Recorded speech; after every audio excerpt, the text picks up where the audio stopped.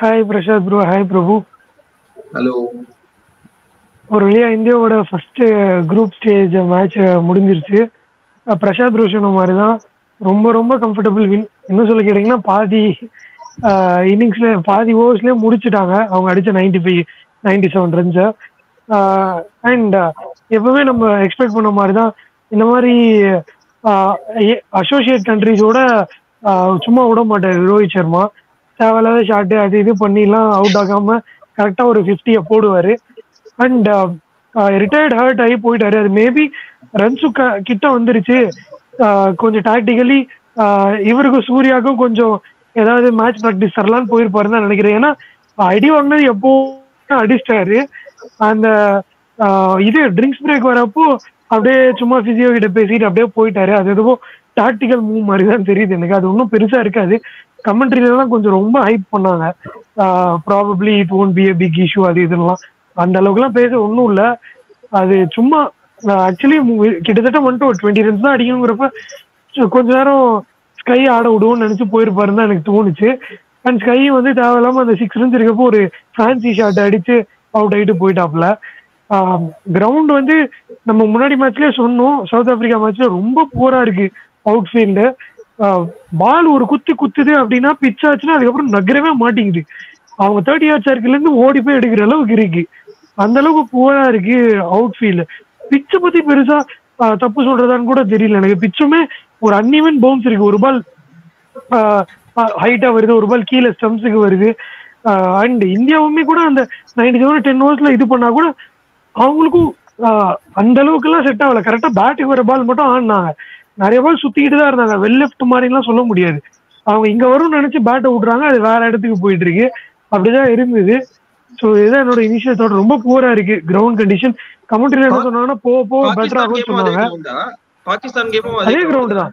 பாகிஸ்தான் கேமும் அதே கிரவுண்ட் தான், யூஎஸ் கேமும் அதே கிரவுண்ட் தான். கனடா கேம் மட்டும் டல்லாஸ்ல ஆடுறாங்கன்னு நினைக்கிறேன்.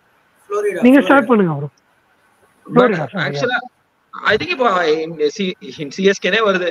ஐ திங்க் இப்போ இந்தியா ஆல்ரெடி ஆல்மோஸ்ட் ஒரு குவார்டர் ஃபைனல் சூப்பர் 6 போயிட்டாங்க, சூப்பர் 4 போயிட்டாங்கன்னு நினைக்கிறேன். ஏன்னா அயர்லாந்து தான் ஒரு மாதிரி கிரீம். பட் ஞாலாம் ஒன்றும் பயப்படல. இந்த கிஷோர்லாம் தான் பயந்துருந்தாங்க. நேற்றுக்கெல்லாம் பேசிட்டு இருந்தோம். But I was very confident இவனுங்கெல்லாம் ஜெயிச்சிருவானுங்க. எனக்குலாம் டாஸ் வின் பண்ணோன்னே நான் முடிவே பண்ணிட்டேன், சரி இந்தியா தான் ஜெயிப்பானுங்க அப்படின்னு சொல்லிட்டு. ஸோ வெரி திங் டாஸ் தான் மேட்டர். ரோஹித் சர்மாக்கு அந்த நேக் ஆஃப் வின்னிங் டாஸஸ் இருக்கு. நல்ல பர்ஃபார்மன்ஸ். ஹர்ஷதீப் சிங் வந்து ஒரு நல்ல 4 overs 35 runs. பட் அந்த ஒரு க்ரூஷியல் விக்கெட்ஸ் தான் எடுத்து கொடுத்தாரு. கண்ணா பின்னா ஸ்விங் ஆச்சு அவருக்கு. ஸோ நல்லா போட்டாரு. இன்ஃபேக்ட் லைனர் லென்த் நல்லா போட்டாரு. நல்லா ஏர்லி விக்கெட்ஸ் எடுத்தாரு. அந்த ஸ்டெர்லிங், அதுக்கப்புறம் அந்த கேப்டன் அந்த பால்பிரினே அவங்கலாம் வந்து லைக் ஒரு நல்ல players of pace bowling. But அவங்க விக்கெட்ஸ் எல்லாம் எடுத்தாங்க. அதுக்கப்புறம் அவங்க வந்து வளர உள்ள. ஸோ அப்புறம் அவங்க பவுலர்ஸ் அடிக்கும் போதே நினைச்சேன் ஒரு மாதிரி பிச் பெட்டர் ஆயிட்டு இருக்கு அப்படின்னு சொல்லிட்டு நினைச்சேன். கொஞ்சம் 52 53 எடுத்திருக்கலாம். பட் நம்ம பிளேயர்ஸ்க்கு வந்து ஒரு மேட்ச் ப்ராக்டிஸ் கிடைக்கணும்னு சொல்லிட்டு இவனுக்கு கொஞ்சம் 90 ரன்ஸ் அடிச்சு நல்லதா தான் போச்சு. Hardik Pandya again special mentions to him. நிறைய speculations on his name. IPL சரியா பண்ணல, இது அது. Personally also is going through a lot of things. அவருக்கு ஒரு நல்ல கம்பேக். ப்ராக்டிஸ் கேம் நல்லா பண்ணாரு, இன்னைக்கும் நல்லா பண்ணாரு. ரிஷப் பந்த் அகைன். ரிஷப் பந்த் வந்து நிறைய அந்த ஆக்சிடென்ட் எல்லாம் முடிச்சுட்டு ஐபிஎல் எல்லாம் கொஞ்சம் டீசென்டா, ரொம்ப ஆஹாவும் போடல, டீசென்டா தான் போச்சு அவருக்கு IPL. But he's again showing is science touch. அடுத்த மேட்ச் பாகிஸ்தானோட நல்லா ஆட்டணும். எனக்கு என்னன்னா பயமா இருக்கு, இவனுங்க போடுறானுங்க ஓகே, அடுத்த மேட்ச் வந்து அந்த நசீம் ஷா, அதுக்கப்புறம் இங்க ஸ்பைன் அப்கிரேட் எல்லாம் போட்டு டமால் டிமில் எல்போ எல்லாம் வாங்கினாங்கன்னா அது எப்படின்னு தான் தெரியல. ஏன்னா இவனுக்கு இன்னும் பயங்கரமான பேஸ் போடுவாங்க. பால் வேற அன்னிவனா பவுன்ஸ் ஆயிட்டு இருக்கு. இவங்க எல்போ காட்ஸ் வேற போடாம ஆடிட்டு இருக்காங்க. ஸோ அது ஒரு விஷயம். இன்னொரு விஷயம் வந்து I'm still not satisfied with Rohit Sharma and Virat Kohli opening. ஏன்னா ஜெய்ஸ்வால் இருந்தா ஒரு மாதிரி அவருக்கு ஒரு ஃப்ரீ ஹிட் மாதிரி தான் வந்து அடிச்சுட்டு போயிட்டே இரு. ஃபர்ஸ்ட் இன்னைக்கு ஓகே ரோஹித் சர்மாக்கு மாட்டிடுச்சு, அப்கோர்ஸ் ஒரு கேட்ச் விட்டாங்க, ஃபைன். இப்போ விராட் கோலி அண்ட் ரோஹித் சர்மா 2 பெரிய தலையும் தூக்குனாங்க. அந்த டக்குன்னு ஒரு மாதிரி எனக்கு ஒரு மாதிரி கன்வின்ஸ் ஆகல. Maybe I may be wrong. But maybe அந்த ஒரு ஸ்டெபிலைஸ் ஒரு ஆள் சம்படி ஹூ கேன் ஸ்டாண்ட் அவரை சுத்தி ஆடுற மாதிரி இங்க யாரும் இல்லை. ஸோ இது வந்து எவ்வளவு தூரத்துக்கு ஒர்க் அவுட் ஆச்சுன்னா I'll be very happy. But எனக்கு I still feel Jaiswal should be batting in opening. And also left and right combinations இருக்கும். ஸோ அந்த பவுலருக்கு வந்து திருப்பி ஒரு ரைட் ஹேண்டர் போயிட்டு ஒரு சிங்கிள் எடுத்தாங்கன்னா அந்த லெஃப்ட் ஹேண்டருக்கு வேற லென்த் போடணும். ஸோ அதுவும் ஒரு இது. அதான் ரவி சாஸ்திரியும் சொல்லிட்டு இருந்தாரு கமெண்ட்ரி பாக்ஸ்ல. ஸோ இது விஷயம் தான் I think overall very good game for India. And ஒரு நல்ல ஒரு ஸ்டேட்மெண்ட் நல்லா வின் பண்ணாங்க. ஏன்னா அன்னைக்கு கூட south Africa struggling to score 77 கொஞ்சம் ஸ்ட்ரகிள் பண்ணி தான் கேஸ் பண்ணாங்க. பட் இந்தியா வந்து ஒரு நல்ல ஸ்டேட்மெண்ட் அடி டமால் டிமில் அடிச்சு நல்ல ஸ்டேட்மெண்ட். ஒரு இதுதான் ஒரு ஒரு ஒரு பிராண்ட் ஆஃப் கிரிக்கெட் நான் சொல்லிட்டே இருப்பேன். இந்த பிராண்ட் ஆஃப் கிரிக்கெட் ஆடி வின் பண்ணிட்டாங்க. So good match, good I feel really happy for Hardik Pandey and Rishabh Pant. ரெண்டு பேருமே நல்லா பண்ணிட்டாங்க. I'm so happy for that. Okay, நான் யசஸ்வி ஜெய்ஸ்வால் ஏன் ஓப்பன் பண்ணல அப்படின்னு என்ன காம்பினேஷன் ஏன் இப்படி எடுத்திருக்காங்கன்றதுக்கு எனக்கு ஒரு தாட் இருக்கு. அதை பத்தி நான் அப்புறம் வரேன். பிரபு ஸ்டார்ட் பண்றேன். அதான் ப்ரோ, ஆக்சுவலி கன்வின்சிங் நேற்று பேசின மாதிரி தான். நல்ல ஒரு நெட் ரன் ரேட் பூஸ்ட் பண்ற மாதிரியான ஒரு விக்டரி. ஸோ மேபி நாளைக்கு பாகிஸ்தான் மேட்ச்ல அப்செட் ஆகாது. பட் ஸ்டில் ஏதாவது ஒரு மேட்ச் லாஸ் ஆனா கூட இந்த நெட் ரன் ரேட் நல்ல பூஸ்ட்ல இருக்கு. ஸோ அதனால கண்டிப்பா அது நம்மள சூப்பர் 8 கொண்டு போயிடும். And I don't want net run rate வச்சு போவேன்னா, இந்தியா கமாண்டிங்கா சூப்பர் 8 போனாங்கன்னா இந்தியாவுக்கும் நல்லா இருக்கும், ஃபேன்ஸ்க்கும் அது ரொம்ப இதுவா இருக்கும். அண்ட் நான் ஆக்சுவலா ரொம்ப முன்னாடியே சொன்னேன், இந்த பிச்சு வந்துட்டு ஸ்லோ பிச்சு. நீங்க 15 ஓவர் 14 ஓவர் வரைக்கும் டைம் எடுத்து ஆடிட்டு அதுக்கப்புறம் அடிக்க ஆரம்பிச்சீங்கன்னா ஆப்வியஸா உங்களுக்கு 130 140 வரும். 130 140 வந்தா நல்ல ஸ்கோர் இந்த பிச்சிலன்னு சொன்னேன். அயர்லாந்து வந்துட்டு விக்கெட் லூஸ் பண்ணிட்டாங்க. விக்கெட் லூஸ் பண்ணாம ஒரு 90 ஆட் ரன்ஸ் 14 ரன்ஸ் 14 ஓவர்ஸ் 15 ஓவர்ஸ்ல அடிச்சிருந்தாங்கன்னா மேபி ஒரு 130 140 வந்திருக்கும். ஒரு ஃபைட் நல்லா எக்ஸ்பெக்ட் பண்ணிருக்கலாம். அண்ட் நானும் பிரசாத் ப்ரோ பாயிண்ட்டுக்கு அக்செப்ட் பண்ணிக்கிறேன். Rohit was not playing. Rohit Sharma எப்படி நம்ம பார்ப்போமோ அந்த மாதிரி ஒரு கன்வின்சிங் இதெல்லாம் இல்லை. இனிஷியலா 2-3 லக்கு அவருக்கு ஃபேவரா இருந்துச்சு. ஒரு இன்சைட் எட்ஜ் போல்ட் ஆகல, ஒரு ஸ்லிப்ல ஒரு கேட்ச் மிஸ் பண்ணாங்க. அண்ட் இன்னொன்று ஒரு எட்ஜ் அடிக்கும்போது செகண்ட் ஸ்லிப் எடுத்துட்டாங்க, அந்த அதுல போச்சு. ஸோ ஸ்டில் அது கொஞ்சம் ப்ராப்ளமா இருக்கு. அண்ட் நேற்றும் அதே தான் பிரசாத் ப்ரோ சொன்னாரு, ரோஹித் கோலி தான் வந்துட்டு மெயின் பில்லர்ஸ் இந்த பேட்டிங் சைட்ல. ஸோ அப்படி இருக்கும்போது இனிஷியலா இவங்க 2 பேரும் லூஸ் ஆயிட்டாங்கன்னா பின்னால பிரச்சனையா இருக்கும். ஸோ மேபி அதனால நான் இன்னைக்கு மேட்சை பொறுத்த வரைக்கும் நான் கன்வின்ஸ் ஆகிறேன் மேபி ஜெய்ஸ்வால் எடுத்துட்டு வரலான்னு. ஏன்னா உங்களுக்கு கோலி வந்துட்டு கண்டிப்பா அந்த ஸ்டெபிலைஸ் கொடுப்பாரு. ஏன்னா ஸ்லோ விக்கெட்ஸ்ல என்னைக்குமே கோலி வந்துட்டு இனிஷியலா ஒரு 130 இல்ல 120 ஸ்ட்ரைக் ரேட்ல ஆட்டு அதுக்கப்புறமா அந்த ஸ்ட்ரைக் ரேட்டை 180 170 மாத்திர மாதிரியான ஆளு. ஸோ அப்படி இருக்கும்போது மேபி ஜெய்ஸ்வாலை கொண்டு வந்து ஆட விட்டா அதே மாதிரி லெஃப்ட் ரைட் காம்பினேஷன்ஸும் இருக்கு. ஸோ அந்த லெஃப்ட் ரைட் காம்பினேஷன்ஸ் ஆடும்போது பவுலர்ஸ்க்கும் கொஞ்சம் அது லைன் டிஸ்டர்ப்ட் ஆகும். ஸோ அப்படி இருக்கும்போது மேபி அதுவும் பண்ணலாம். அண்ட் ஆக்சுவலா ரிஷப் பண்ட் எனக்கு 1 டவுன் இறங்குறது எனக்கு ஐ டோன்ட் திங்க் ஸோ அது ஒரு நல்ல மூவா அப்படின்னு கேட்டா தெரியாது. ஏன்னா உங்களுக்கு டவுன் தி ஆர்டர்ல வந்துட்டு ஒரு 2 ஹிட்டர்ஸாவது வேணும். ஸோ அப்படி பார்க்கும்போது உங்களுக்கு ஹர்திக் பாண்டியா மட்டும்தான் இருக்காரு. ஸோ ரிஷப் பண்ட்டை மேலே இறக்கி விடுறது ஐ டோன்ட் திங்க்.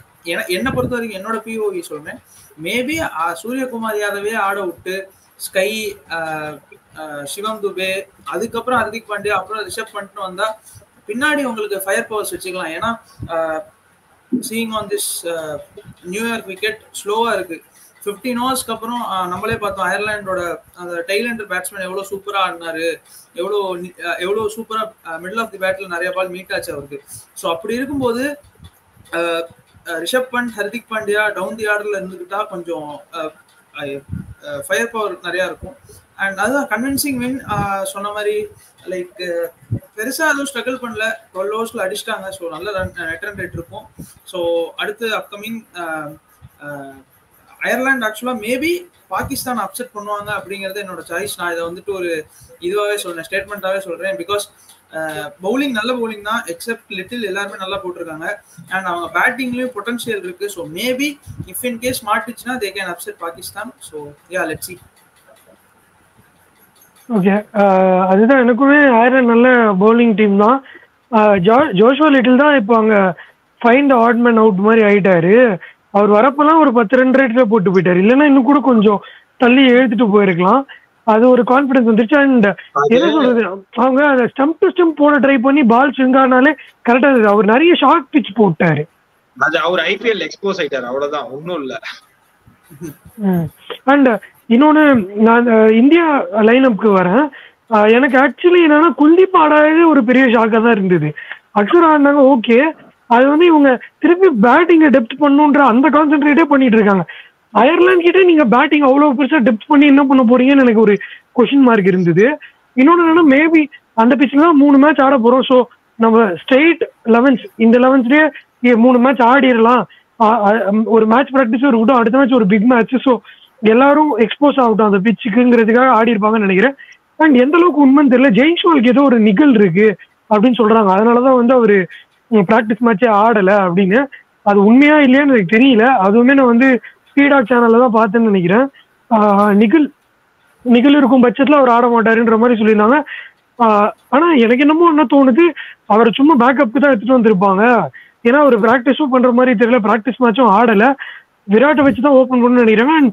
முன்னாடியே சொல்லிட்டு இருந்தாங்க, நிறைய பேர் நம்ம சேனல்ல கூட கமெண்ட் பண்ணியிருந்தாங்க பந்த் 1 டவுன்ல வருவாருன்னு. அது நமக்கு ஃபன்னியா இருந்தா கூட இந்தியா லாஸ்ட் ஒரு 2-3 இயர்ஸ் அவர் ஆடல 1.5 இயரா. அதுக்கு முன்னாடி பாத்தீங்கன்னா அவர் ஓப்பன் ட்ரை பண்ணி பார்த்தாங்க, 1 டவுன் ட்ரை பண்ணி பார்த்தாங்க, 2 டவுன் ட்ரை பண்ணி பார்த்தாங்க. அந்த காம்பினேஷன் எங்க அவர் ஃபிட் ஆகுறாரு அப்படின்னு பார்த்துட்டே இருந்தாங்க. இப்பயும் ஏன் வந்து பண்ட்டை கீழே இறக்கலன்றதுக்கு எனக்கு ஒரு ரீசன் இருக்கு.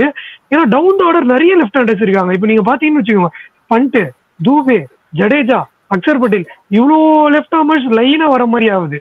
ஹர்திக் பாண்டியாவை நீங்க சொல்ற மாதிரி மேல இறக்கணும்னா, ஸோ அதனாலதான் வந்து பண்ட்டை வந்து அட்லீஸ்ட் மேல ஒரு லெஃப்ட் ரைட் காம்பினேஷனுக்காக அவர் ஓபன் பண்ண முடியாது. So Virat and Rohit to open. 1 down வந்து அவர் வரட்டும், 2 டவுன் வந்து கண்டிப்பா இவர் ஸ்கை தான் வருவாரு. அதுக்கு அடுத்தது வந்து தூபேவா இல்ல ஹர்திக் பாண்டியாவான்றது டிசைட் பண்ணுவாங்க. லெஃப்ட் ஆர்மர் அவுட் ஆனா தூபே, ரைட் ஆர்மர் அவுட் ஆனா ஹர்திக்னு நினைக்கிறேன். அந்த மாதிரி ஒரு காம்பினேஷன்ல போவாங்க. அதுக்கப்புறம் ஆப்வியஸா 2 லெஃப்ட் ஹேண்டர்ஸ் தான் இருக்காங்க, ஜடேஜா அண்ட் அக்ஷர் பட்டேல். அதுக்கப்புறம் இவங்க ஆக்சுவலி இந்த சவுத் ஆப்பிரிக்கா மேட்ச் வந்து இவங்களை இன்ஃபுளுன்ஸ் பண்ணிருக்கோம்னு நினைக்கிறேன். 3 சீமர்ஸோட போலாம், பிச் அப்படிதான் இருக்கு அப்படின்னு. அதனாலதான் அந்த காம்பினேஷன் ஆடி இருப்பாங்கன்னு தோணுது. பிரசாத் ப்ரோ சொன்ன மாதிரி டாஸ் வந்து ஒரு ரொம்ப குரூஷியலான மேட்ரு. அந்த பாகிஸ்தான் மேட்ச்ல வந்து டாஸ் ஈஸியா லூஸ் பண்ணிட்டு அவனுக்கு ஃபர்ஸ்ட் அந்த 10 மணி ஸ்விங் போடுறேன்னு வந்தாங்கன்னா கண்டிப்பா திணறுவாங்க. So toss is very very crucial தான் நினைக்கிறேன் பாகிஸ்தான் மேட்ச்ல. ரொம்ப குரூஷியல். டாஸ் வின் பண்ணா டிசைட் பண்ணிடலாம், டேய் வாங்க வாங்க அவ்வளவுதான் முடிஞ்சு போச்சு. அந்த இனிஷியல் 6 அண்ட் அவங்க சேசிங் அவங்களுமே வந்து பேட்டிங் ஒரு சொதப்பல் டீம். ஃபர்ஸ்ட் பேட்டிங் ஆட விட்டாங்கன்னா எவ்வளவு அடிப்பானுன்னே தெரியாது அவங்க பேட்டிங் லைனப்ல. ஆனா செகண்ட் பேட்டிங்ல ஸ்டெபிலைஸ் பண்ணிருவாங்க. ரிஸ்வானும் நின்றுவாரு, பாபர் அசாமும் நின்றுவாரு. ஸோ ஆப்வியஸா அவங்களுக்கு டார்கெட் கண்ணில் தெரியுதுன்னா அவங்க ஒரு டிஃப்ரெண்டான டீம் தான். அதுவே அவங்களை ஃபர்ஸ்ட் பேட்டிங் ஆட விட்டு டிஃபெண்ட் பண்ண சொன்னா அப்போ வந்து யார் குரூஷியலா இருப்பாங்கன்னா ஃபக்கர் ஜமான் தான் குரூஷியலா இருப்பாரு. அவர் ஃபர்ஸ்ட் பேட்டிங் பண்றப்போ ஒரு டிஃப்ரெண்ட் பிளேயர் இருக்காரு 1 டவுன் இல்ல 2 டவுன் ஆடுவார். ஆக்சுவலா அவங்க டீம்ல லெஃப்ட் ஹேண்ட் ஓபனர் ஒருத்தர் இருக்காரு, அவரும் ஒரு நல்ல எக்ஸ்ப்ளோசிவ் ஓபனர். அவர் பேர் எனக்கு தெரியல, ஆனா அவர் இப்போ நல்லா இல்ல, அயூம் நினைக்கிறேன். அவர் ஆக்சுவலா நல்ல ஒரு பேட்டை விடுறவர் அவரும். பட் ஆனா சேஸ்னு வந்துட்டா fucker Zaman is a different beast. அதை நம்ம கண்டிப்பா ஒத்துக்கணும். ஏன்னா நம்ம அந்த நியூசிலாந்து மேட்சே பார்த்தோம், சின்னசாமி ஸ்டேடியத்துல நடந்த மேட்ச். ஆக்சுவலா இந்த டிஎல்எஸ்ல ஜெயிப்பாங்க பாகிஸ்தான், அந்த மேட்சே செமையா ஒரு ஃபிளாம்போயன்ட் இன்னிங்ஸ் ஆடி இருப்பாரு. ஸோ மேபி டாஸ் என்னதான் குரூஷியல் ஃபேக்டரா இருந்தாலும் இனிஷியல் 6 ஓவர்ஸ் வந்துட்டு கொஞ்சம் கோலியும் ரோஹித்தும் ஸ்ட்ரகிள் பண்ணாம ஆட்டாங்கன்னா, இஃப் இன் கேஸ் ஜெய்ஸ்வால் விளையாட போறது இல்லை அப்படிங்கிறப்போ கோலி ஒரு பாயிண்ட் மட்டும் நீங்க கோலி சொன்னப்ப நான் அதை மிஸ் பண்ணிட்டேன். கோலி 1 டவுன் ஆகிறப்ப என்ன தோணுது, சாரி 1 டவுனுக்கும் ஓப்பனிக்கும் என்ன டிஃபரன்ஸ் இருக்குன்னா, ஒரு சைடு வந்து ரன் போயிட்டே இருக்கு அப்படிங்கிறப்போ ஒரு அந்த ஆங்கர் இன்னிங்ஸ் முதல்லயே பவர் பிளேல பண்ணணுமான்ற கொஸ்டின் மார்க் அவருக்கு இருக்க மாதிரி தெரியுது. அவர் வேற அந்த ஐபிஎல்ல ஃபாஃபும் இவரும் சேர்ந்து அடிச்சு வந்துட்டு அந்த இதுல அவரு வார்ம் அப் மேட்சும் ஆடல. கமெண்ட்ரிலே சொன்னாங்க, என்ன சொன்னாங்கன்னா, this is a complete unlike shot of Virat Kohli அப்படின்னாங்க. அவர் அப்படி ஆடவே மாட்டாரு, பிச்சை அசஸ் பண்ணுவாரு. 4வது பாலே வந்து மேல ஏறி வந்து ஒரு இது அடிக்கலான்னு போகிறாரு, கவர்ஸ் அடிக்கணும்னு பார்த்து அது பின்னாடி போயிருச்சு. அது வந்து அன்லைக் விராட் கோலியா தெரிஞ்சதுன்னு சொன்னாங்க. எனக்கும் அதுதான் தோணுச்சு. அவர் அந்த ஃபுல் ஐபிஎல் ஆடிட்டு 6 ஓவர்ஸ்ல நம்ம அடிச்சிடணும்ன்ற மைண்ட் செட் இங்கேயும் காட்டுற மாதிரி இருந்தது. அந்த பக்கம் பாத்தீங்கன்னா அவர் ஒரு 6 பாலுக்கு 16 ரன் அடிச்சுட்டு இருந்தாரு. ஸோ நல்லா வருது போல பேட்டுக்குன்னு டிசீவ் ஆயிட்டாரா என்னன்னு தெரியல விராட் கோலி. எனக்கு இல்ல ஆக்சுவலா பவுலரோட லைன் டிஸ்டர்ப் பண்ண போனாருன்னா எனக்கு தோணுச்சு. ஏன்னா ஃபர்ஸ்ட் 4 பால் பாத்துக்கிட்டு சரி பவுலர் அங்கேயே போடுறான், அவன் லைனை கொஞ்சம் டிஸ்டர்ப் பண்ணுவான்னு இறங்கி போயிருக்காரு. அது கொஞ்சம் பிச்சில் பவுன்ஸ் இருந்து ரொம்ப பவுன்ஸ் ஆயிட்டனால வந்துட்டு அது டாப்பேஜ் ஆயிடுச்சு. ஏன்னா நார்மல் பவுன்ஸ், நார்மல் நம்ம இந்தியா ட்ராக்ஸ் ஒரு நார்மல் ட்ராக்கா இருந்தா அதான் நான் சொல்ல வரேன். அவரு ஒரு 5 பால் 10 பாலுக்கு ஒரு 6-7ன்னு 60 ஸ்ட்ரைக் ரேட்ல ஆடுவாரு. அது 1 டவுன்ல இருக்கப்போ கரெக்டா நமக்கு அவர் ஸ்ட்ரைக் ரேட்டை பத்தி நம்ம பேச முடியாதுன்னு வச்சுக்கோங்க. அடுத்த மேட்சை கூட ஒரு குயிக் ஃபயர் அடிப்பாரு. ஆனா என்னன்னா அந்த ஐபிஎல்ல இருந்து வந்து ஃபர்ஸ்ட் மேட்ச் இப்ப ஆடுறப்ப அந்த மைண்ட் செட் கொஞ்சம் இருக்கும்ல. ஸோ அந்த ஃப்ளோலயே ஆடிட்டாரு. அண்ட் ஃபர்ஸ்ட் ஓவரே 15 ரன் வேற வந்துருச்சு, sorry second over. Rohit Sharma அப்படி ஆடினாரு ஃபிளாம் வேண்டா. ஸோ அதுல டிசீவ் ஆயிடாரோன்னு கூட தோணுச்சு, கொஞ்சம் பிச்சை அசஸ் பண்ணாம. அதுதான் அந்த 1 டவுனுக்கும் ஓப்பனிங்க்கும் அந்த வித்தியாசம் நினைக்கிறேன். இந்த மாதிரி விராட் கோலி அவுட் ஆகிறதுக்கு பதில் ஜெய்ஸ்வால் அவுட் ஆயிட்டு போயிடலாம். அப்ப வந்து அது வேற மாதிரி ஒரு அவரு அவுட் ஆனா யாருமே ஜட்ஜ் பண்ண மாட்டாங்க. 2 வர்ற வரைக்கும் லாபம் தான். ஜெய்ஸ்வால்லாம் ஆட்டா சும்மா பேட்டை விடலாம் ஜாலியா. நான் சொன்னேன் இவனுங்க அயர்லாந்து வந்து மேலதான் போட்டுட்டு இருப்பானுங்கன்னு சொல்லி. கரெக்டா ஸ்பீடு தான் போட்டாங்க. கரெக்டா ஒரு பேட்டை விட்டுறா சூப்பரா ஆடி இருக்கும். பட் தெரியல, நம்மளை விட அங்க திங்க் டேங்க்லாம் உட்காந்துருக்காங்க. ரோஹித் சர்மா, ராகுல் டிராவிட், அதுக்கப்புறம் of course batting coaches, bowling coaches எல்லாம் உட்காந்துருக்காங்க. ஏதோ ஒரு பிளானோட தான் இருப்பாங்க. ஒர்க் அவுட் ஆகிற வரைக்கும் சந்தோஷம் தான். ஆனா right left combination at least top ஆர்டர்ல கொஞ்சம் இது பண்ணுன்றதுக்காக தான் ரிஷப் பண்ட மேல கூட்டு வந்திருக்காங்க. அண்ட் அவரும் ப்ராமிசிங் சைன்ஸ் காட்டிட்டு இருக்காரு. ஒரு 50 அடிச்சு ரிட்டையர்ட் அவுட் ஆயிட்டு போனாரு. இன்னைக்கு பாத்தீங்கன்னா அன்பீட்டன் தான். அந்த இந்த பிட்ச்ல ஒரு விக்கெட்டே விடாம தான் இருக்கு. அந்த வின்னிங் ஷாட் பாத்தீங்களா, சூப்பரா இருந்தது. என்னடா இந்த பிட்ச்ல அந்த ஷாட் ஆடுறான், அந்த பவுலர் அந்த பவுலர் வந்து நீ பாக்குறான் பால் என்ன பண்ணா அந்த பையன்.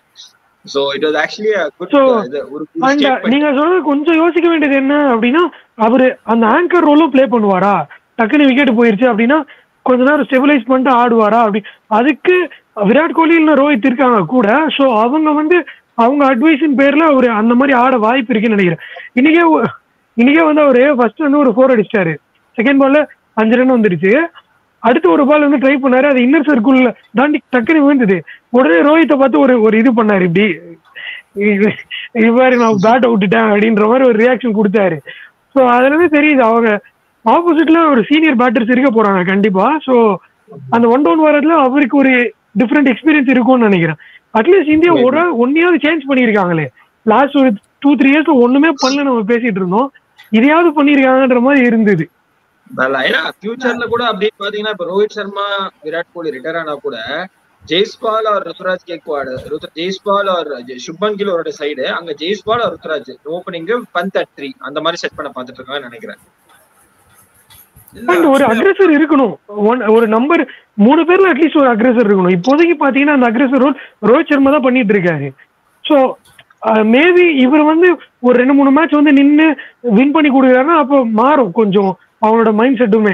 கொஞ்சம் ஸ்டெபிலைஸ் பண்ணலாம்னு தோணும். நடக்கலாம் என்ன ஒண்ணும். இல்ல கண்டிப்பா விராட் கோலி வந்துட்டு செகண்ட் ரோலே எடுத்துக்கலாம். ஏன்னா ரோஹித் சர்மா நமக்கு தெரியும் எப்படி ஆடுவாருன்னு. அவர் பவர் பிளேவை மேக்ஸிமைஸ் பண்றவரு.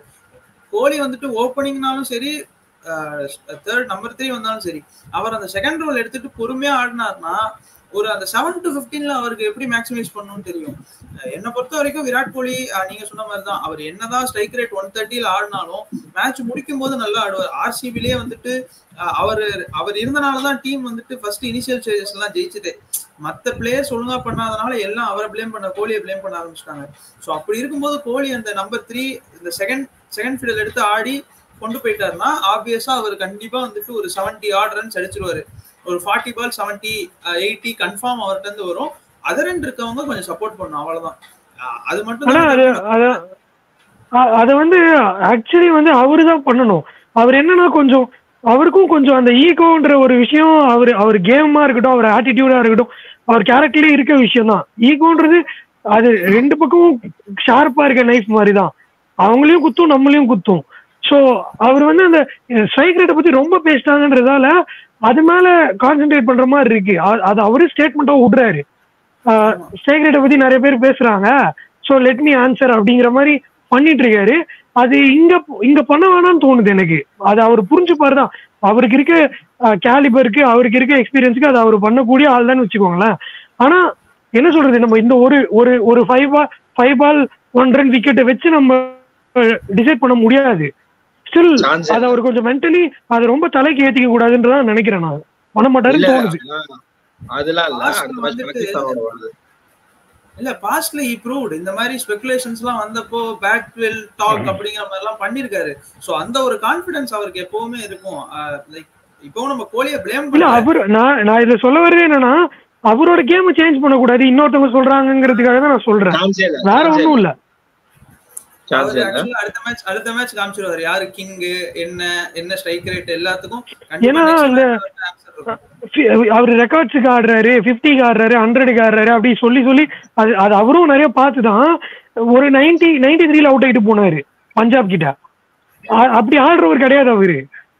அந்த இடத்துல அப்படி ஆடணும்னு அவசியம் கிடையாது. இன்னும் ஒரு 3 over வேற இருந்தது அவர் அவுட் ஆகிறப்ப.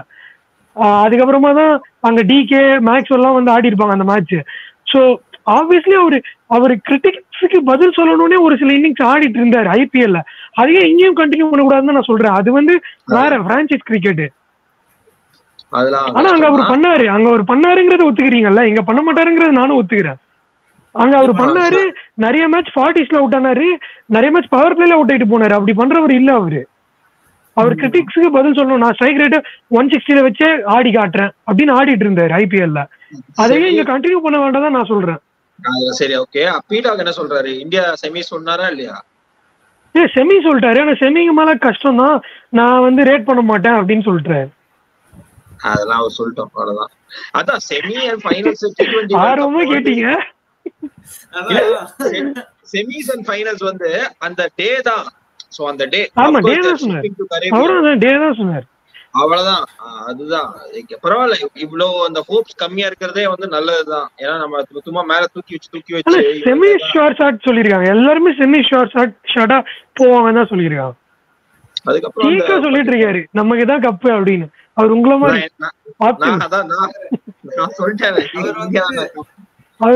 ஆக்சுவலி ஸ்குவாட் அனௌன்ஸ் பண்றப்ப அவ்வளவு அப்செட்டா இருந்தாரு.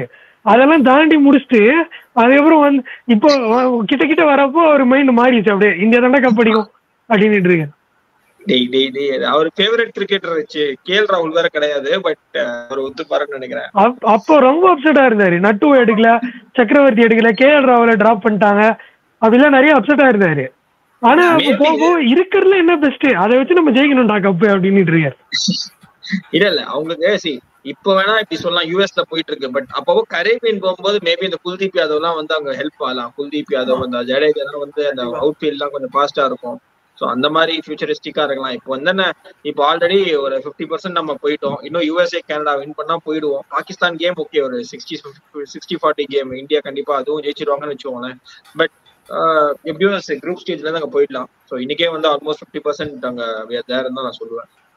இதுக்கப்புறம் இந்தியாவுக்கு பெருசா த்ரெட்லாம் இல்ல. லாஸ்ட் 2 மேட்சஸ் கம்பேர் பண்ணும்போது இன்னைக்கு நம்ம நியூயார்க் அவுட்ஃபீல்டுமே கொஞ்சம் தரையில போற பால்லாம் 4 போச்சு. வழக்கமா தரையில போற பால் 4ஏ போவாது. இன்னைக்கு கொஞ்சம் பால் மூவ் ஆச்சு. சோ மேபி இன்னும் பாகிஸ்தான் மேட்ச் அதான் சொன்னாங்க, ஒரு 4 மேட்ச் அதே கிரவுண்ட்ல ஆட கொஞ்சம் டிஃபரன்ஸ் வரும் தான் சொல்லிட்டு இருந்தாங்க. ஆனா நான் முன்னாடி சொன்ன மாதிரி பாகிஸ்தான் கேம் வந்து அந்த 10 o'clockல இருந்து 10:30க்குள்ள லோக்கல் டைம் அந்த 6 ஓவர்ல என்ன பண்ண போறாங்கன்றது தான் ஃபர்ஸ்ட் 6 ஓவர். அது யார் பேட்டிங் பண்ணாலும் சரி, அதுதான் டாஸ் நம்ம வின் பண்ணி நம்மள பேட்டிங்க்கு போட்டா கூட ஃபர்ஸ்ட் 6 ஓவர் நம்ம பொறுமையா ஆடிடணும். அவங்க கிட்ட 3 லெஃப்ட் ஆர்மர் இருக்காங்க, 2 லெஃப்ட் ஆர்மர் கண்டிப்பா ஆடுவாங்கன்னு வச்சுக்கோங்களேன். அமீர் அண்ட் ஷா அப்ரிடி ஆடுவாங்க. அமீர் இன்னுமா இருக்காரு ஸ்குவாட்ல? நான் பார்க்கல.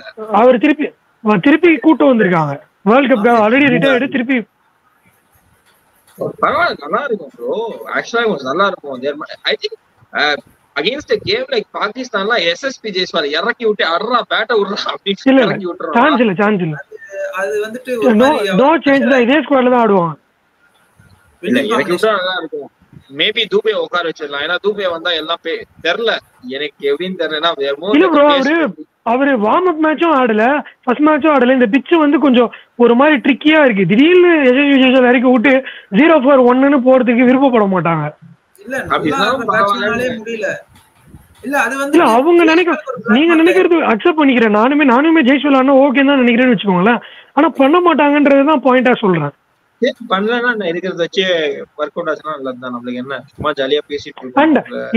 தூபேவை இவங்க நம்புறதுக்கு என்னன்னா அந்த குஷன் வேணும்னு எதிர்பார்க்கறாங்க. ஒரு 2 ஓவர் திடீர்னு தள்ளணும், எனக்கு இன்னொருத்தர் வேணும்பா அப்படிங்கிற மாதிரிதான் தூபேவை வச்சிருக்காங்க. அவரு பெருசா ஸ்பின் ஹிட்டரு அப்படிலாம் இங்க டீம்ல ஆடல இந்தியால.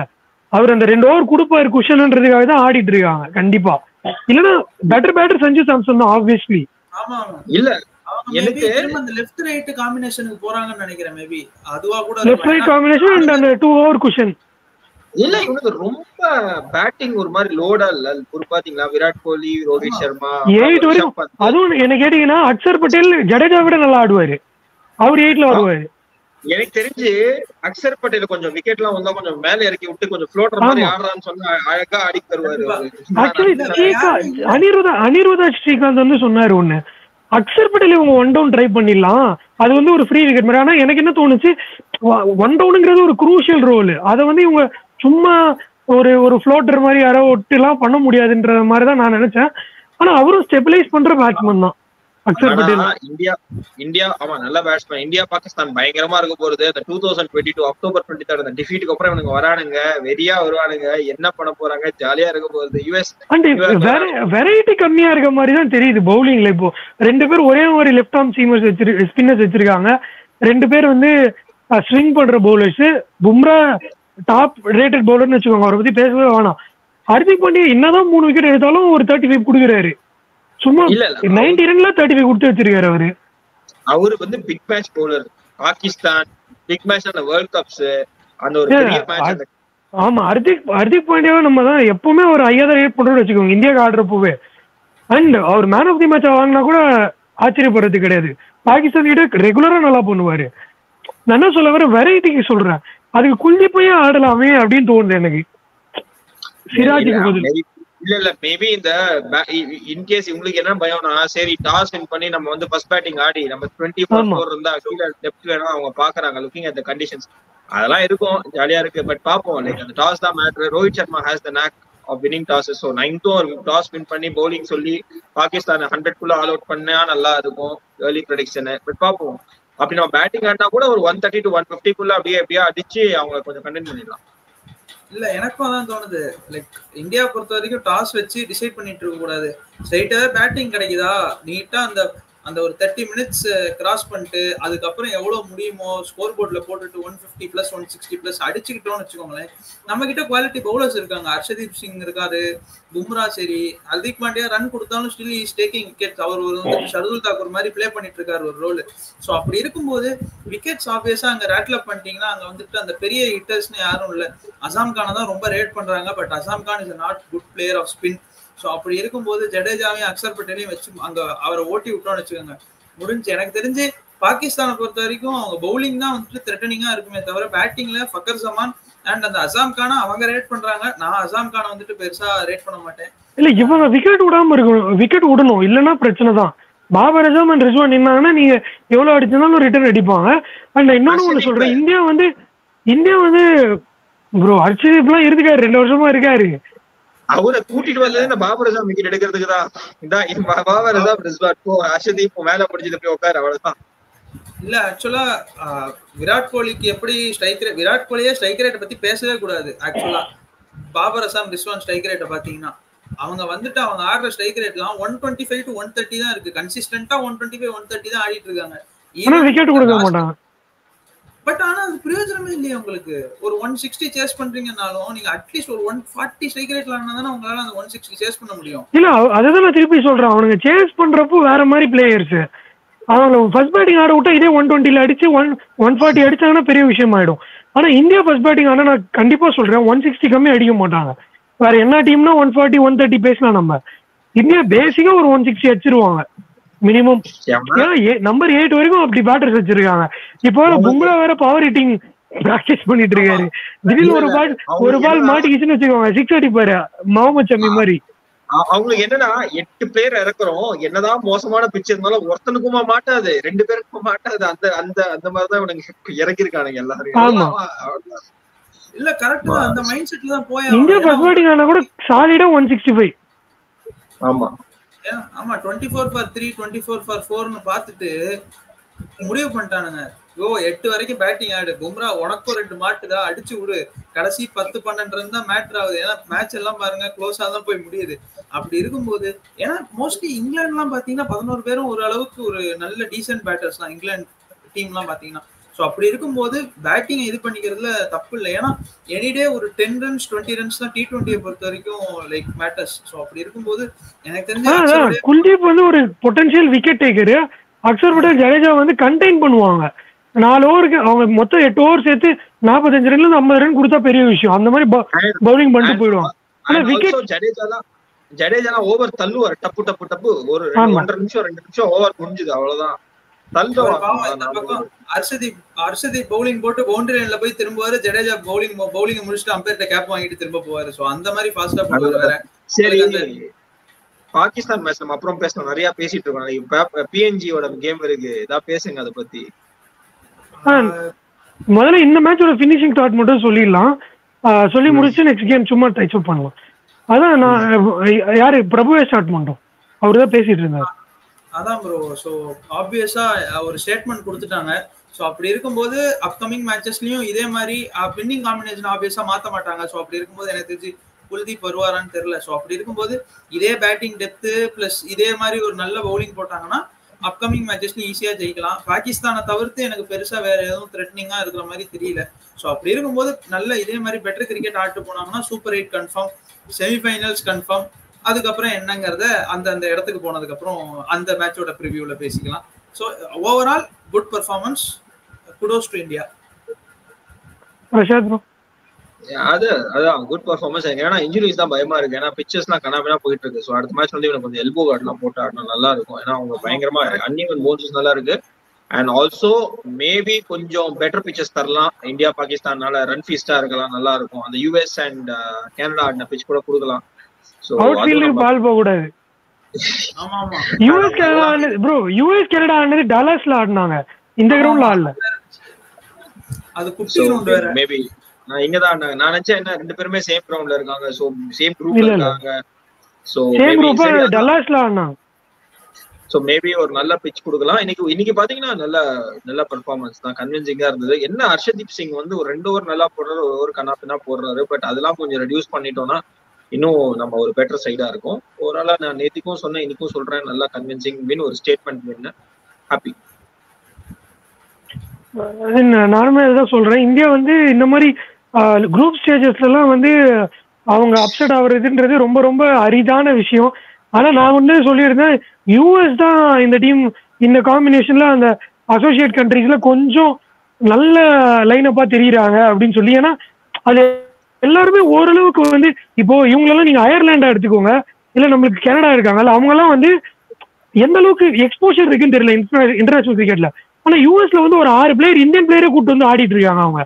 அவங்க அண்டர்-19 ஆடி இருக்க பிளேயர்ஸ், லிஸ்டே கிரிக்கெட் ஆடி இருக்காங்க, நிறைய எக்ஸ்போஷர் இருக்க பிளேயர்ஸ் இருக்காங்க. ஸோ அதனாலதான் இன்னொன்னு என்ன பாத்தீங்கன்னா 30+ ஏஜ் இருக்க பிளேயர்ஸ் எடுத்து பாருங்க, எக்கச்சக்கமா இருக்காங்க யூஎஸ்ல.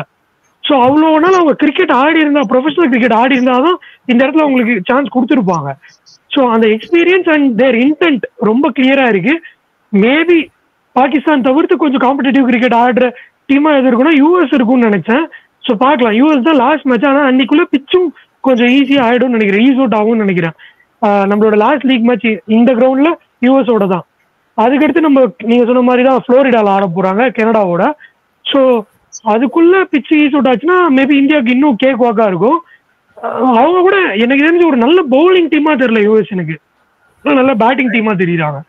மேபி அவங்க சேஸ் பண்ணாங்கன்னா ஒரு டஃப் கேம் இருக்க வாய்ப்பு இருக்கு. ஆனா இந்தியன் பவுலர்ஸை நம்ம குறைச்சி இடம் போட முடியாது. நான் என்ன சொல்றேன், நான் காம்படிட்டிவ், நீங்க சிரிக்கிறீங்க, நான் என்ன சொல்றேன், குரூப் ஸ்டேஜ்ல கொஞ்சமாவது காம்படிட்டிவ் கிரிக்கெட் ஆடட்டும் இந்தியாங்கிறேன். நானு நேரா போயிட்டு அப்புறம்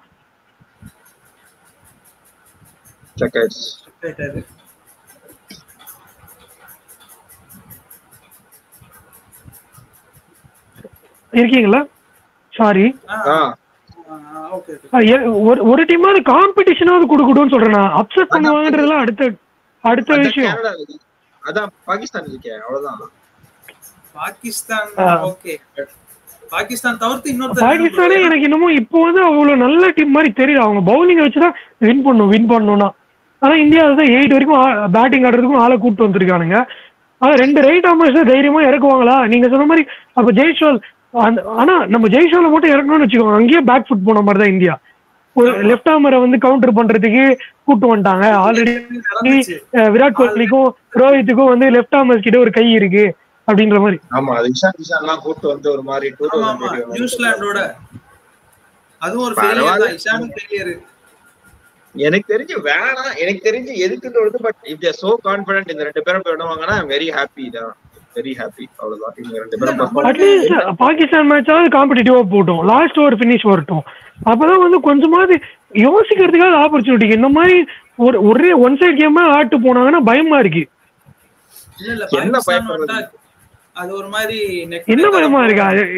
15 வருஷமா என்ன பாத்துட்டு இருக்கோம், அந்த பயமா செமிஃபைனல்ல வந்து சோக் பண்ணுவாங்க. 45 மினிட்ஸ் ஆஃப் பேட் கிரிக்கெட் பண்ண கூடாதுதான் எங்களுக்கும் ஆசை. அதெல்லாம் நடக்காதுப்பா, அது மாதிரிலாம் நினைக்காதீங்க. என்ன இன்னைக்கு வின் பண்ணோமா ஜாலியா தூங்குங்க, அடுத்த மேட்ச் 30ஆம் தேதி அதுவும் வின் பண்ணோமா ஜாலியா தூங்குங்க. அன்னைக்கு நீங்க பார்த்து போயிட்டே இருக்கணும். இதை விட்டு 45 மினிட்ஸ் அதெல்லாம் செமிஃபைனல்ஸ பாத்துக்கலாம், அவ்வளவுதான். இப்ப என்ன அடுத்த மேட்ச் பாகிஸ்தான் கேம் சைக்காலஜிக்கலாவும் கொஞ்சம் ப்ரிப்பேர் ஆகணும். அதுதான் இல்ல நீங்க சொன்ன மாதிரி 2007 ஆஸ்திரேலியன் டீம் மாதிரி 2000 வரைக்கும் ஒரு ஆஸ்திரேலியன் டீம் மாதிரி அப்படியே போய் வின் பண்றாங்கன்னா கூட ஓகே தான், சல்யூட் டெஸ்ட் போலாம், பாக்கலாம். அந்த மாதிரி ஒரு பேலன்ஸ்டு டீமா எனக்கு தெரியல. எனக்கு வந்து ஒரு 3 பேரை விட்டாங்கன்றது இன்னைக்கு வரைக்கும் ஹாண்ட் பண்ணிட்டே தான் இருக்கு. ஒண்ணு ஃபர்ஸ்ட் நான் ரிங்கு சிங் தான் சொல்லுவேன். நீங்களே எடுத்துட்டீங்கன்னா நட்டுவோ வருண் சக்கரவர்த்தி கூட பின்னாடி தான் எடுப்பேன். நீ ரிங்கு இருக்கானா நான் கண்ணை மூட்டு இந்தியா வின் பண்ணுவான். இந்த வாட்டிலாம் நம்ம யோசிக்கவே தேவையில்ல. ஒருத்தன் இருக்கான், அவன் அவுட்டும் ஆக மாட்டான், அடிச்சும் கொடுப்பான் அப்படின்னு தைரியமா இருந்த பிளேயர் ரிங்கு. அண்ட் பவுலிங்ல நமக்கு வந்து செம்ம ஸ்ட்ராங் டீம் அப்படின்னு நம்ம சொன்னோம்னா நட்டு அண்ட் வருண் சக்கரவர்த்தி இருந்தா நமக்கு அந்த ஒரு குஷன் இருந்திருக்கும். அதுதான் கொஞ்சம் யோசிக்க வைக்குது. நட்டுலாம் இன்ஜுரி ப்ரோன் விக்கி. அவர் எப்போ அந்த தீபக் சஹார் மாதிரி சொல்லலாம், லெஃப்ட் ஆர்ம் தீபக் சஹார், அவர் நிறைய இன்ஜுரிஸ் அவருக்கு. சோ அவரெல்லாம் இங்க வந்து கூட்டிட்டு வந்து டக்குன்னு இன்ஜுரி சொல்லிட்டாங்கன்னா அவருக்கு மேபி கொஞ்சம் டொமஸ்டிக் கிரிக்கெட் கொஞ்சம் நல்லா ஆடி ஒரு 2 வருஷம் இன்ஜுரி ஆகாம இருந்தா மேபி அவர் திங்க் பண்ணுவாங்க. 1 வருஷம் அட்லீஸ்ட் இன்ஜுரி இல்லாம இருந்தா மேபி அவங்க திங்க் பண்ணுவாங்க. மேபி அது கூட ஒரு மேஜர் ரீசனா இருக்கலாம். பட் ஐ திங்க் இப்ப ஹேவிங் செட் தட் இந்த ஸ்குவாட் வச்சுதான் ஆடணும்னா இந்த ஸ்குவாட் வந்து கண்டிப்பா இப்போ அப்புறம் கௌதம் கம்பீர் வேற வரப்போறாரு. சோ கௌதம் கம்பீர் எல்லாம் வந்தா கண்டிப்பா வருண் சக்கரவர்த்தி வெங்கடேஷர் எல்லாம் ஆட வைப்பாரு. சோ அதெல்லாம் வந்து ரெஸ்ட் அஷ்யூர்ட் தான். அத பத்தி ஒன்னும் கவலைப்பட வேணாம். Shreyas Iyer maybe the next captain also. பாப்போம். ஓகே, நாளைக்கு மேட்ச் சொல்லுங்க. நாளைக்கு ஆக்சுவலி 3 மேட்ச், 1 இல்ல 2 இல்ல 3 அடி. இந்தியா மேட்ச் மட்டும் அதுக்குன்னு ரெடி பண்றாங்க காலையில இருந்து. மேட்ச் ஐயும் வந்து 3 மேட்ச். டேய் மனசு வச்சிருக்காங்க உங்களுக்குன்ற மாதிரி இருக்கு பிக்சர்ஸ். நாளைக்கு ஃபர்ஸ்ட் காலங்காலத்துல 5 மணிக்கு இல்ல ஃபர்ஸ்ட்ல வரேன். காலையில ஃபர்ஸ்ட் மேட்ச் வந்து 5 o'clock இந்தியன் டைம் படி பாப்பா நியூ கினியா அண்ட் அதான் PNG அண்ட் உகாண்டா 2 பேர் ஆடுறாங்க காலைல 5 மணிக்கு. அதுக்கடுத்து காலைல 6 மணிக்கு இன்னொரு மேட்ச். அது வந்து கயானால நடக்குது. அடுத்த மேட்ச் பார்படோஸ்ல நடக்குது, ஆஸ்திரேலியா அண்ட் ஓமன். அது வந்து 6 o'clock காலையில. அதுக்கடுத்து நைட் மேட்ச் இருக்கு, நைட் 9 மணிக்கு பாகிஸ்தான் வெர்சஸ் US.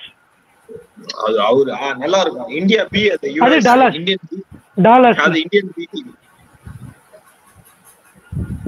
அந்த குட்டி கிரவுண்ட் 7000 பேர் தான் கெபாசிட்டி ஆடியன்ஸுக்கு. இந்த PNG மேட்ச் USA மேட்ச் மட்டும் டச் அப் பண்ணிரலாம் ப்ரோ. ஏன்னா ஆஸ்திரேலியா ஓமன் வந்துட்டு டச் அப் பண்ற அளவுக்கு எதுவும் இல்ல. சோ PNG மேட்சும் பாகிஸ்தான் US PNG ஒரு டஃப் ஃபைட் கொடுத்தாங்க. உகாண்டா வந்து ஒரு ஒன் சைடு கேம் தான் ஆப்கானிஸ்தான் கிட்ட ஆடினாங்க. ஒரு 60-70 அடிச்சு அதை ஆப்கானிஸ்தான் சேஸ் பண்ணாங்கன்னு வச்சுக்கோங்களேன். ஆனா இவங்க வந்து ஒரு PNG தான் ஒரு நல்ல காம்படிட்டிவ் கிரிக்கெட் ஆனாங்க வெஸ்ட் இண்டீஸ் கிட்டேயே. ஸோ அவங்களுக்கு நல்ல சான்சஸ் இருக்குன்னு நினைக்கிறேன். அண்ட் அதே கிரவுண்ட்ல ஆட போறாங்க திருப்பி PNG. அவங்களுக்கு சான்ஸ் இருக்கு. Australia Oman obviously like Australia will like cake walk மாதிரி தான் இன்னையோட மேட்ச் நடந்த மாதிரி தான் இருக்கு. அப்புறம் பாகிஸ்தான் USA நல்லா இருக்கும். யுஎஸ் நல்லா இப்பதான் தெரிய போகுது. யுஎஸ் வந்து பாகிஸ்தான் கிட்ட எப்படி ஆடுறாங்கன்றத வச்சு நீங்க வந்து யுஎஸ் மேட்ச் முன்னாடி எப்படி பேசுவீங்கன்னு யோசிக்கிறதுக்கு வைப்பாங்களா இல்லையான்னு பாக்கலாம். இல்ல பாகிஸ்தானோட ஜெயிக்கட்டும்.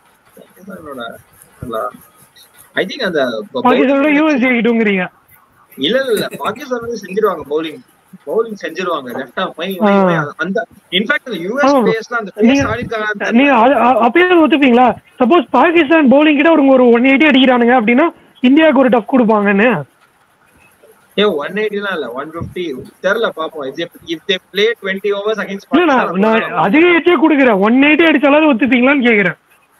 ஆக்சுவலி அங்கேயும் 6 இந்தியன்ஸ் தான் இருக்கானுங்க. 6 இந்தியன்ஸ் பாகிஸ்தானுக்கு எதிர அவங்க 20 overs ஆடினாலே நான் ஒத்துக்கிறேன். பாகிஸ்தான் அவங்க நுட்டினோட மாதிரி 20 overs விக்கெட் விடாம ஆடினாலே நான் ஒத்துக்கிறேன். எனக்கு நல்ல சந்தோஷம் தான். ஆனா யூஎஸ் வச்சு நீங்க இந்தியன் டீம் வச்சு கம்பேர் பண்றீங்களா? அதான் எனக்கு தெரியல. அவ்வளவுதான். மத்தபடி இந்தியன் டீம் வச்சு நான் கம்பேர் பண்ணவே இல்ல. நான் என்ன சொல்றேன், இந்த குரூப்ல ப்ரொஃபஷனல் கிரிக்கெட் நிறைய ஆடின பிளேயர்ஸ் எதுல இருக்காங்கன்னா யூஎஸ்ல தான் இருக்காங்க.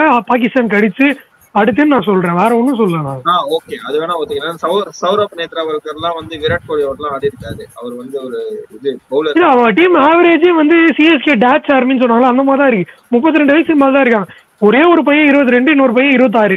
அதை தாண்டி எல்லாமே 32க்கு மேலதான் இருக்காங்க. ஆமா அதுவும் கரெக்ட் தான். அந்த ஓபனர் வேற எம்எஸ் யுஎஸ்க்கு எம்எஸ் ஓபனர் வேற நல்ல ஓபனர். ஆமா ஆமா இல்ல ஆக்சுவலி அந்த ஓபனர் ஜோன்ஸா அவர் பேர் என்ன மறந்துட்டேன். அவர் ஓபனர் கிடையாது, அவர் ஒன் டவுன் ஆனார்னு நினைக்கிறேன். ராசோ ஏதோ ஒரு பேரு ஆரன் ஜோன்ஸ். அவரோட பேட்டிங்கும் சூப்பரா இருந்தது. சோ மேபி அவர் தான் வந்துட்டு அந்த கவுண்டர் அட்டாக் எடுக்க போறாரா ஷைன்ஸ் ஆஃப்ரிடி கிட்டையும் முகமது அமீர் கிட்டையும் பார்க்கணும். ஏன்னா ஆப்வியஸா நல்ல கிரிக்கெட் விளையாண்டுட்டு இருக்காங்க. ஸோ அதனால கண்டிப்பா சப்போர்ட் பண்ணலாம். என்ன சொல்றது, பிகாஸ் ஆஃப் அங்க இந்தியன்ஸ் தான் ஆடுறாங்க அப்படிங்கறனால ஒரு இந்தியா பாகிஸ்தான் மேட்ச் தான். அது ஒரு மினி இந்தியா பாகிஸ்தான் மேட்ச், அது ட்ரெய்லர் மாதிரி இந்தியா பாகிஸ்தான். நான் ஒரே ஒண்ணு மட்டும் சொல்லணும், சாரி டு இன்டரப்ட். நேற்று நேபாள் மேட்ச் பாத்தீங்களா? கிரவுண்ட் ஃபுல்லா நேபாள் ஃபேன்ஸ். அவங்க குவாலிஃபை ஆனப்போ நான் பயங்கரமா வைரல் ஆச்சு. அவங்க குவாலிஃபை ஆகி வேர்ல்டு கப்புக்கு வந்தாங்கல்ல, அந்த குவாலிஃபயர்ல அவங்க வின் பண்ணப்பவே அவ்வளோ க்ரௌடு. ஆக்சுவலி அது வந்து ஒரு 20-25 இயர்ஸ் முன்னாடி இந்தியாவிலாம் ஒரு கிரேஸ் இருக்கும்ல, அண்ட் ஒரு 15 இயர்ஸ் முன்னாடி பங்களாதேஷ்ல ஒரு கிரேஸ் இருக்கும். அவங்க கிரிக்கெட் பூம் ஆயிட்டு இருக்கு. அப்போ அந்த மாதிரி இருக்கு. அவ்வளோ பேர் டிராவல் பண்ணி வந்தானுங்களா, இல்லைன்னா நேபாளிஸ் வந்து அங்க இருக்காங்களான்னு தெரியல யூஎஸ்ல. நேற்று மேட்ச் அவ்வளோ சப்போர்ட். அவங்க ஒடிக்கிற ஒரு 4க்கு ஒரு விக்கெட்டுக்கெல்லாம் அப்படி கத்துறாங்க. நேபாள் நெதர்லாந்து கிட்ட விளையாடிட்டு இருந்தாங்க. 18 ஓவர்ஸ் கொண்டு வந்தாங்க. ஆமா தோத்துட்டாங்க. பட் 18 ஓவர்ஸ் கொண்டு வந்தாங்க. 106 அடிச்சுட்டு 18 ஓவர்ஸ் அந்த கேம் எடுத்துட்டு வந்தாங்க. அது பெரிய விஷயம். மேபி ஒரு 20 ஆட் ரன்ஸ் இன்னும் இருந்திருந்தாங்கன்னா ஜெயிச்சே இருப்பாங்க மேட்ச. அதுவும் நல்ல மேட்ச். அண்ட் இங்கிலாந்து ஸ்காட்லாண்டும் நல்ல மேட்ச். ஆக்சுவலி 10 ஓவர்ல 90 அடிச்சிட்டாங்க ஸ்காட்லாந்து. ஆமா, அவங்க வேற 109 வேற அடிக்கணும் 10 ஓவர்ல. எனக்கு தெரிஞ்சு ஸ்காட்லாந்துக்கு 2 பாயிண்ட் கிடைக்க வேண்டியதுன்னு நினைச்சேன் நானு. ஆமா, அது ஏன்னா இவங்களுக்கு பவர் பிளே 3 ஓவர் தான். 10 ஓவர் மேட்ச்னால 3 ஓவர் தான் பவர் பிளே. சோ மேபி என்னன்னாலும் ஆயிருக்கலாம். ஸ்காட்லாந்து சம கேம் நேத்து. ஆக்சுவலி அவங்க 2 ஓபனர்ஸும் விக்கெட் விடல. முன்சே கின்சனா இருக்காரு இன்னும். ஆமா இருக்காரு, அவர்தான் ஓபனிங். வயசே ஆகாதான்னு தெரியல. அப்போ வந்து ஆளே 50 ரன் அடிச்சாங்க. நீங்க பால் ஸ்டெர்லிங் வந்து ஒரு 20 வருஷமா ஆடு இதை பாத்துட்டு இருக்கோம். அவர் வயசு பாருங்க, பார்த்தா ஸ்கை வயசு தான் ஆகுது. சூரியகுமார் யாதவ் செட் அவரு 33 வயசு ஆடிட்டு இருக்காரு. இன்னும் ஆடுவார் போல 3 வேர்ல்டு கப்புக்கு. சரி ஓகே, பாக்கலாம். நாளைக்கு 3 மேட்ச் இருக்கு. 3 மேட்சும் முடிஞ்சு ஒன்னாவே வரும். ஏன்னா ஒரு காம்படிட்டிவ் கேம் இருக்க மாதிரி ஒரு டீமும் ஆடல நாளைக்கு. ஸோ ஆப்வியஸ்லி இன்ட்ரெஸ்டிங் மேட்ச் இருக்குன்னா, நேத்துன்னு சொல்றேன் 2-3 டேஸ் பேக் எப்படி சூப்பர் ஓவர் போறப்ப நானும் பிரபுவும் டக்குன்னு வந்து ஆடியன்ஸ்க்காக பேசணுமோ, அது மாதிரி ஒரு இன்ட்ரெஸ்டிங் கேம் இருந்ததுன்னா கண்டிப்பா வந்து ரிவ்யூவோட வரும். மேட்ச் முடிஞ்சதோ இல்லாட்டி ரெகுலரா பண்ற மாதிரி நைட் வீடியோவோட வரும். ஹோப்ஃபுல்லி ஒரு இன்ட்ரெஸ்டிங் கேம் இருக்கணும் தான் நினைக்கிறேன். அண்ட் பிக்சர்ஸ் இப்படி இருக்கிறதால ஐபிஎல் அந்த மாதிரி பார்த்துட்டு இங்க இப்படி போயிட்டு இருக்கிறது ஒரு மாதிரி தான் இருக்கு. அட்லீஸ்ட் கொஞ்சம் கேம் டைட்டா போச்சுன்னா நல்லா இருக்கும். இப்ப இந்தியா பண்ண மாதிரி 10 ஓவர்ஸ்ல சேஸ் பண்ணாங்கன்னா அங்கவும் நம்ம சொல்றதுக்கு ஒண்ணும் இல்லைன்ற மாதிரி ஆயிடுது. தேங்க்யூ. Let's see. பை. பார்க்கலாம். உங்களுக்கு இந்தியா ஸ்குவாட் எப்படி பிடிச்சிருந்து லைன் அப்ன்றதை கீழே கமெண்ட் பண்ணுங்க. பாகிஸ்தான் மேட்சுக்கு இதே லைன் அப்ல வரணுமா என்னன்றதையும்